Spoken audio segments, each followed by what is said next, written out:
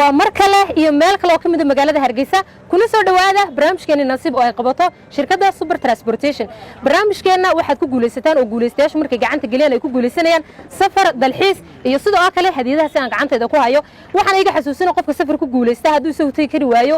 inuu ku bedelan karo qof kamid ah ehelkiisa iyo asxaabtiisa oo markaas isagu ku haboon safarka hadduu ku guuleysto qofka magaalo oo magaaladaasi ma aha rabo magaalo kale in loo bedelayo markaas safarkiisa oo magaaladu isagu doonayo markaas loogu bedelayo hadaba dalxiiskana hadba meesha ay shirkadu u xusho macaamiisheeda ayaa loo dalxiis geynaya inta nasiibkooda gacanta gelisay isku nasiibka ana mar ayaa la isla dalxiis geynaya barnaamijkina waa inoo bilaabayaaye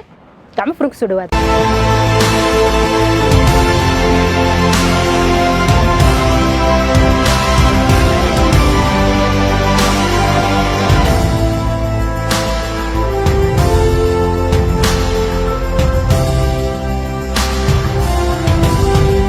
magacawlaalo خالد ولا إن خالدو ما أنتوا حكوا صباحي إن الحين شيخ سدوا عرفتها في عم بقول أركان شركة مركي كوجور رسيبة مركي كوجور رسيبة عاد ما صدق ولا الكيم إن هذا روح حكوا صباحي الحين شيخ مقعدة يوسف عبد الريال هذا يوسف وسيد وعرفتها الحين كاسي شيخ حكوا صباحي بام ما نعركها الحين كاسي حكوا صباحي مركي كوجور رسيبة ومركي كوجور رسيبة عاد ما صنتها ولا واحد كوجول ستي سفر برعاء أو اللي بتنا تجتان سيد وعرفتها هذا يقول بلا مقعدة مقعد محلامي بلا واحد في عم نعرك macaamiisheeda qiimaha qadarita naga mudana waxa daawaneyseen barnaamijkii nasiib oo idin qabato shirkadda Super Transportation barnaamijkaas aad arkayseen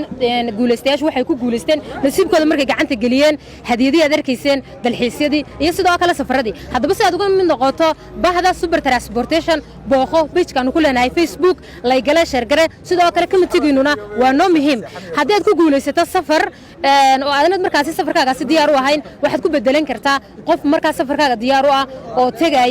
meesha markaasi nasiibkiisa qofkaasi u soo baxday sidoo kale hadii magaalo ku guuleysato oo magaaladaasi ma aha magaalo kale aad rabto waa lagu bedelayaa safarkaaga sidoo kale shirkadda qofka 3 jeer raaca wuxuu leeyahay hadiyad hadduu safarkaagu intaasi ka sii badnaado oo dhowr jeer shirkadda ku safartana hadiyadaadaasi way ka sii badnaanaysaa wala way noqonayso gaadhiba mar kasta iyo meel kasta super safarkaaga iyo sahidaada